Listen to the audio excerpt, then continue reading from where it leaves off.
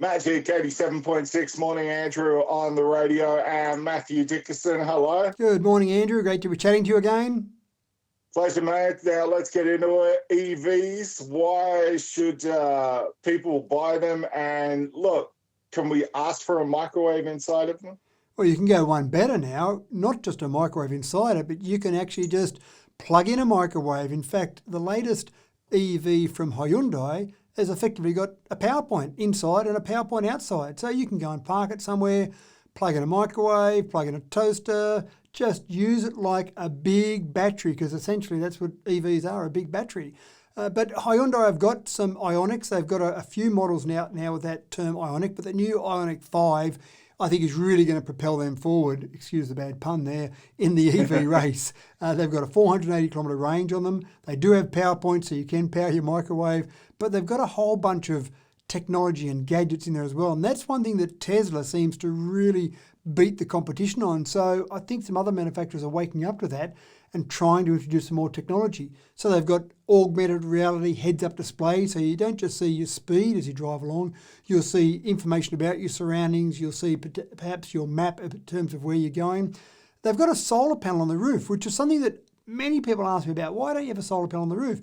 It doesn't actually give you a lot of surface area, and you think about the solar panels on the roof of a house, for example, you need a lot of solar panels to get a reasonable amount of charge. So the roof of a car isn't really that big, but they've put a solar panel on this roof, and they estimate over an entire year, with your car being out in the sun most of that time, you'll add about 1,300 kilometres to your range. So not a lot, but why not take advantage of that? That's 1,300 kilometres you don't have to get off the grid. So that's not a bad thing either. So I think they've really got onto something here. Lots of technology built into this. Things like your lane assist, obviously that's almost a given these days. They've got camera wing mirrors. So instead of having big ugly mirrors that stick out the side of your car and they actually add to the drag of the car, they've got a camera on the outside, and on the inside you've just got the screen to show you what that camera sees. So you basically look like, they look a bit naked actually, with no wings out the side, no kind of big side view mirrors out the side of it. It's just got little cameras out the side. So I thought that was a good idea. Apparently some other companies have tried that in the past, but they haven't been able to get it past the strict regulations that you need, but somehow Hyundai have managed to do that. So all over quite good. They've got two different models in terms of the car itself, a two-wheel drive and a four-wheel drive, and two different battery packs, 58 kilowatt hour and 72.6 kilowatt hour. Not bad acceleration, 0 to 105.2 seconds. So leave most of those V8s for dead. And at this stage, no definite price, but I think it'll be up around the $70,000 mark for the base model, and maybe a little bit dearer for the other models. So it's not a cheap car, but they're really trying to take on Tesla here, and I think they've got something that's a good starting point. One thing they've come out with the world first is a charging system. They've got both a 400 volt and 800 volt charging system. No one else has a multi-voltage like that. Essentially, you can go from 10% charge to 80% in 18 minutes, or you can add an extra 100 kilometre range in 5 minutes. So the idea is to make it convenient for people. So I think you're on a winner. We'll probably see the Ioniq 5 come out in Australia towards the end of the year, maybe middle of the year, but probably towards the end of the year. See, I'm all for this, Matt. I'd like to see more appliance extras put into a car. Because, apparently back in the day, Volkswagen offered people a coffee machine for their VWs. I think we should go back to that. Having a coffee machine in the car, you could plug in a coffee machine in the car. Just take a normal coffee machine and plug it into it with a normal power point and an inverter. Yeah, great idea. Yeah. See, you're running late in the mornings. You haven't had your coffee. Don't worry, I've got it in the car.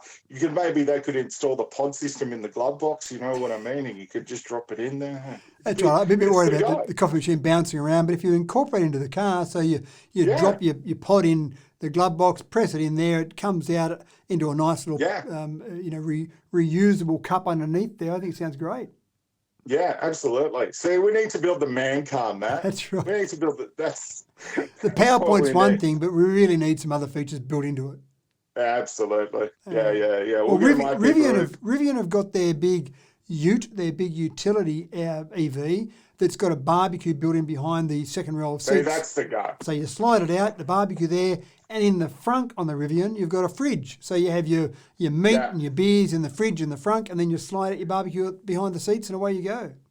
Yeah, that's what I'm talking about. That's what we need. Yes. Yeah, let's do it. We need to design a car, though. I'll get my people and talk to your people. Have you seen Homer Simpson's car? Maybe it'll turn out something like that. Yeah, that's it. We'll just try not to make it $98,000. That's right. Polaris and Xero motorcycles, they're collaborating. What are they doing? Yeah, it's a good sign to see those two collaborating. Polaris is well known for probably their farm vehicles. Some of their vehicles, we see them out on farms around the area. And Xero, of course, have electric motorcycles. So put those two together, what are you going to get? Well, their first vehicle they've come out with is a battery-powered side-by-side. And many people aren't familiar with the term side-by-side. It's basically a quad bike that we all know are pretty dangerous. We see farm accidents, people injured regularly on quad bikes. It's basically a quad bike on steroids. They've basically built it up a bit bigger, and they put two seats and a roll bar on it, and the two seats you sit side by side, hence the term side by side. So it sounds like an Aussie naming thing, doesn't it? Name it something that's really obvious. But this particular one is a Ranger utility, which Polaris have got Ranger utilities now, but this one's going to be an EV, which makes sense around the farm because the big thing with electric vehicles is range. People are concerned about the range, but you're not going to get in your side-by-side on your farm and drive from Mudgee to Sydney. You're going to get in your EV on your farm and drive around the farm. So getting back to the shed or back to the house is not that big a deal. Being able to plug in and charge up on a regular basis makes sense.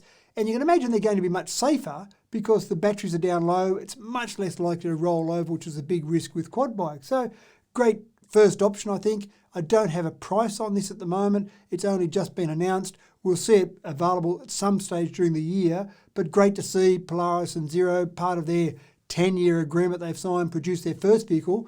One of the other ones that we'll see come out from Polaris, I don't know that we'll see a lot of them around here, but I'm pretty excited to see what they go like, is a snowmobile. Polaris are very big in snowmobiles in obviously countries that have got a little bit more snow than Australia, and having an EV snowmobile I think is a great idea.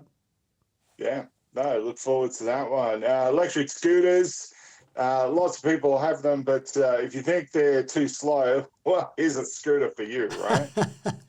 Most electric scooters are limited to 25 kilometres an hour, and yeah, that is a bit slow. I can ride my push bike faster than that. But the e-scooter 6, and 6 is spelled S1X. Why? I don't know, it's a marketing thing. But the e-scooter 6 is capable of going at 100 kilometres an hour. Now, 25 might be a bit slow for me, but I'm not sure that I'd want to be doing 100 k's an hour around the streets of Mudgee with a few potholes and a few cracks, or maybe up and down the gutters. And yeah, it sounds a bit dangerous, but it's not designed to go around the streets of Mudgee. It's designed for a new racing scheme, a whole new series, an e-scooter series.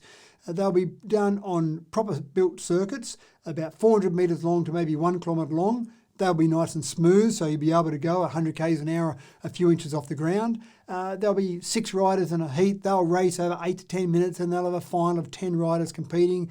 So it's based around the Formula E series, where all the scooters will be provided by the actual series themselves. They'll be limited in what you can do in modification. So basically the e-scooter as you get it will be what you'll race on, and away you'll go. It's down to the skill of the riders then, and maybe a few minor modifications. But the scooters themselves are pretty impressive.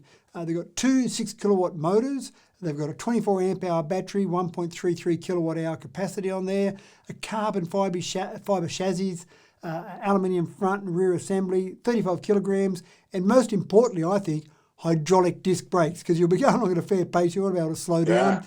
If you're game enough, the manufacturers say you can lean over up to 50 degrees. I'm not sure if I'd want to be doing a 50-degree lean on an e-scooter just a few inches from the ground, but put Marky Marquez on one of these, I'm sure he'll be leaning at more than 50 degrees. So all very exciting, but the really exciting part, as part of this series, which will start racing at the end of the year, they only need 10 teams to get the championship started, and they're trying to keep the price down. So I think we should start a bit of fundraising, Andrew.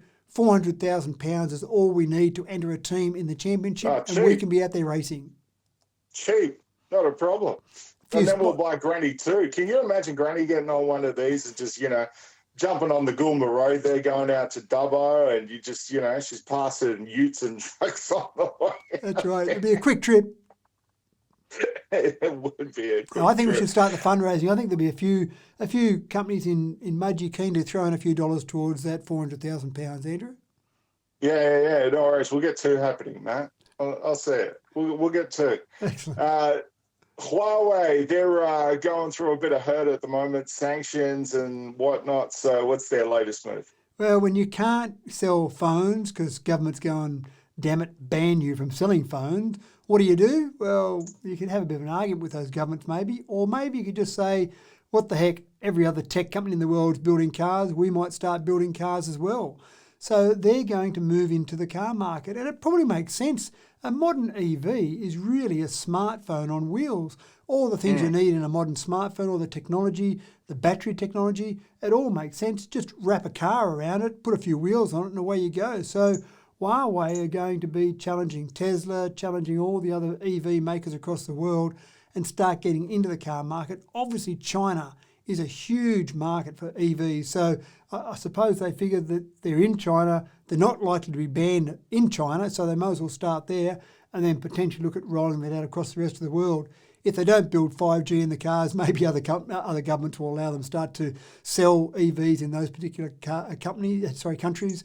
But it's a big move from Huawei, but it really goes to show you, I think, what we're seeing a lot of at the moment. In 10 years' time, all those traditional car manufacturers that have got a century or more of history may not be the cars we see driving around the streets of Mudgee. When you think about the General Motors or the Fords or the Mercedes or Audis, you may not see those. You may see, well, Tesla for a start, but you may see Apple supposedly looking into the car market, but they're being denied by Hyundai and Kia that definitely no partnership happening there, so there probably is a partnership happening. Waymo, which is part of Google, is starting to get into that car market. Lots of new car companies that we've never heard of before that are basically into it. And imagine having a Huawei car as one of those cars or one of those options. So, yeah, a lot of movement in the EV space and a lot of tech companies eyeing off the EV space as where they'll see their next big growth phase. Let's just hope they don't put new firmware into their cars, Matt, and then in 2 years' time makes them obsolete. Because as a consumer, that's the most frustrating part. You go to update the car, all of a sudden it won't start. That's right. It is something that is changing. I mean, Tesla have changed that whole concept. Don't take your car into the local mechanic or the local service centre and have things changed or software updated. They just have over-the-air updates, just like a mobile phone has over-the-air updates. But then the risk, as you say, is you get an over-the-air update for your phone and you go, oh no, some feature now doesn't work any longer. You get that on your car and suddenly, I can't drive my car anymore because a new update came through and it wasn't quite ready. Yeah, I know, right? I know. It's the most frustrating part. All right, robot dogs, they're cool, but what's the latest use for Spot the Robot Dog? Yeah, look, the Boston Dynamics company is selling lots of Spot the Robot dogs, and the New York Police Department has got a few, and they've got theirs called DigiDog. And there's some footage that's just emerged of a DigiDog going in to help police. There was a hostage situation or a home invasion situation that turned into a hostage situation in the Bronx, and the police, for some inexplicable reason, didn't really want to send themselves in there to face the situation, so they sent DigiDog in, and he's got cameras mounted on them. He can have conversations between the dog and the people in the situation. He's unarmed, and this is a really important thing from Boston Dynamics. They say that they'll sell them. You can pay, around $90,000 to buy one, but one of the really important parts is that it can't be armed. Now, how do they stop it from arming it? They don't. They just say it's parts of the terms of service that if you buy one and then arm it, then you're breaking their terms of service. So this wasn't armed. This is the New York Police Department, not armed.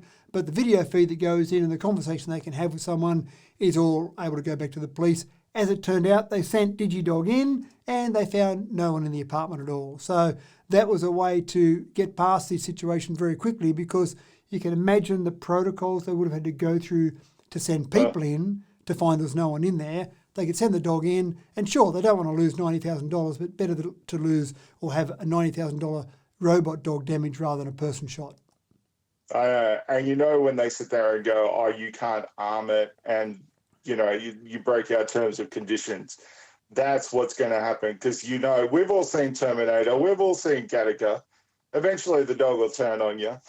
Absolutely. And so as much as they put in the terms of service, they don't render it inoperable. They just say you're not going to be able to have any warranty on it if it goes forward. I don't think people are worried about warranty if they're going and putting guns on top of a robot dog. Spot, put down that Magnum right now. Put down the gun. You know it's going to end badly, don't you? I know, right?